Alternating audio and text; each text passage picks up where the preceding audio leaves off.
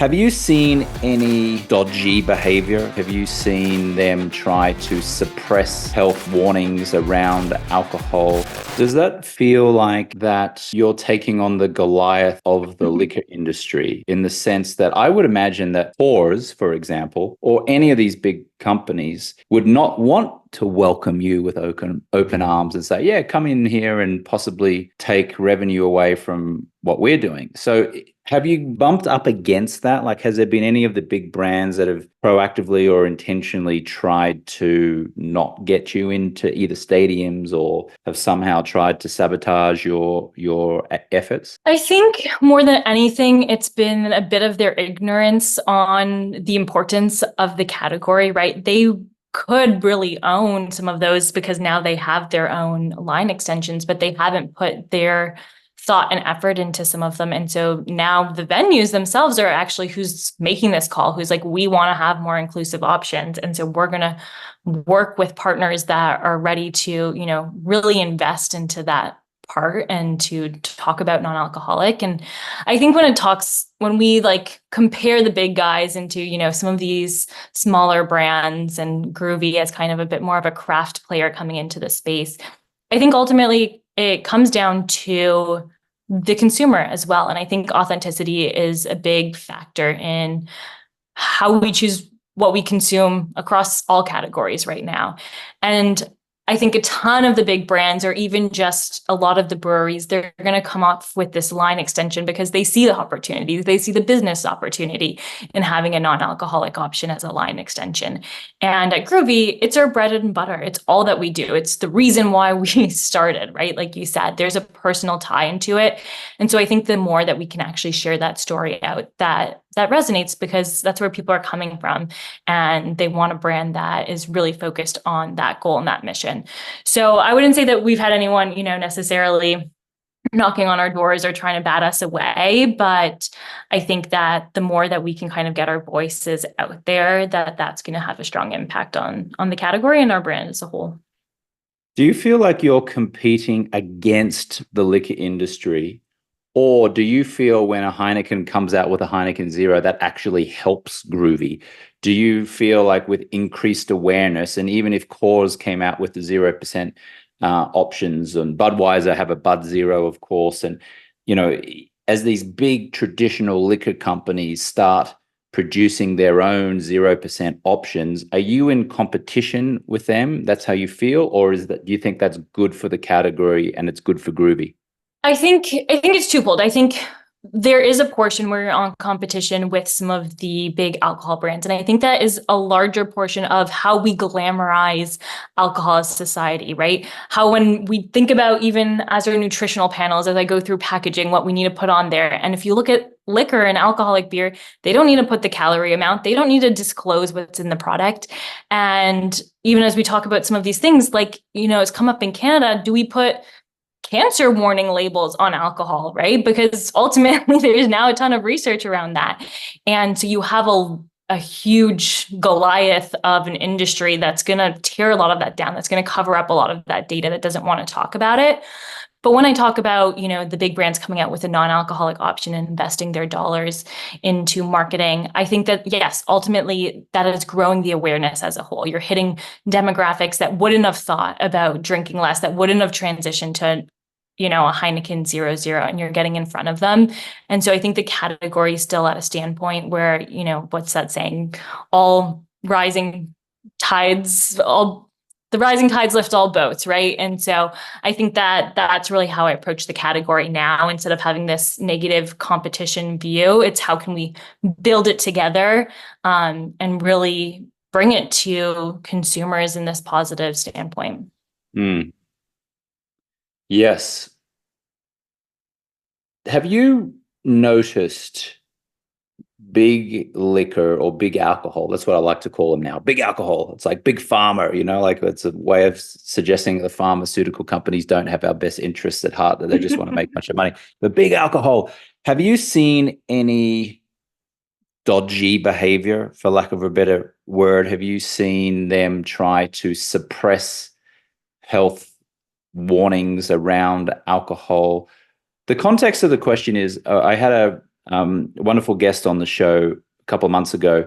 And I invite you, the listener, to go back and listen to it if you haven't already, with Professor Tim Stockwell. And Professor Tim Stockwell is out of the University of Victoria in Canada.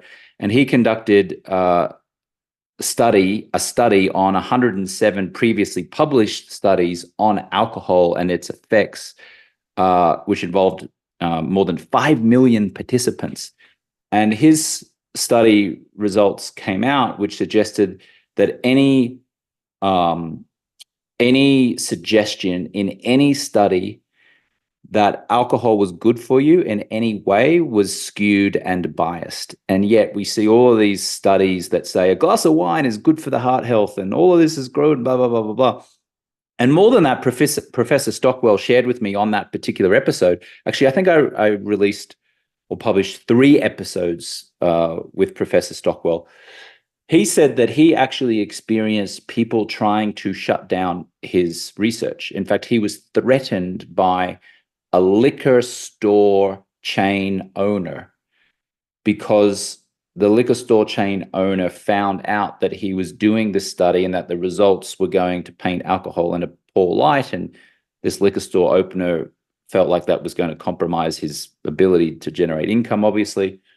And then more than that, Professor Stockwell shared that he actually had organizations, like bodies of liquor companies, again, trying to influence study outcomes, suppress anything that would damage alcohol's reputation. That was what he shared. So my question to you is, have you experienced anything of that? Have you seen any of that? Have you heard anything like that? Yeah. I don't feel like I have a concrete example and experience per se with that.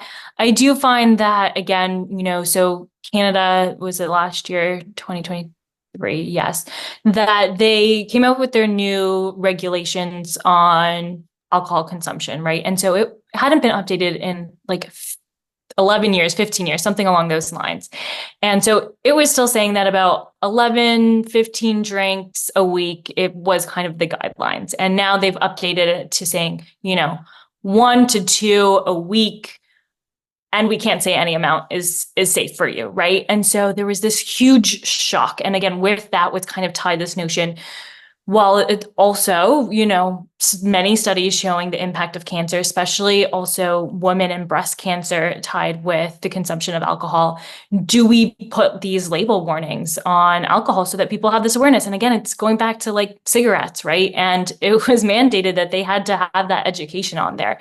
And so I think, I haven't seen what's happening, but I know at the forefront ultimately is these big alcohol companies shutting that down as fast as they can, right? And there's still so many years that were put into these studies of a glass of wine a day is good for you, right? And that people still believe. And I was really turned off when I watched, I don't know if you watched a Netflix episode or show like Blue Zones that was talking about these different areas where people live the longest. And I think it was in Greece that he pointed out like wine and brought that up as one of the 5 reasons why people are living the longest. And I was like, so many people are going to watch this and take the wrong, story from that, because they're going to go, okay, well, I can have my glass of wine and it's actually doing good for me. I'm going to live the longest, actually, if I have a glass of wine a day. And I saw that up front at the farmer's market the following week, this lady being like, yeah, I watched that episode and the lady said it was good to have wine. And now she's buying herself wine. And so I think it's these subtle messages that have been infiltrated so deeply into our belief system that they're really hard to break down. And so I'm actually sit on the board of AMB. I don't know if you're familiar with this, but this is the Adult Non-Alcoholic Beverage Association. And so we formed this together. I'm one of the founding members. We put this together 2 years ago. We're on our 3rd year now, and brought together some of the independent non-alcoholic brands, beer, wine, liquor, to really start to build some of those guidelines and regulations around the category. Some of them are so outdated with, the TTB, again, regulating non-alcoholic beer. You can't use words like lager to describe your product, but ultimately that is what our product is. It's been so long associated that a lager is going to have alcohol, and we're all here to prove you wrong. It doesn't. And so with AMBA, really starting to do a lot more work on the regulatory side, on how we think of the category, how the category gets placed in retail, and ultimately providing that education to the consumer as well. Mm.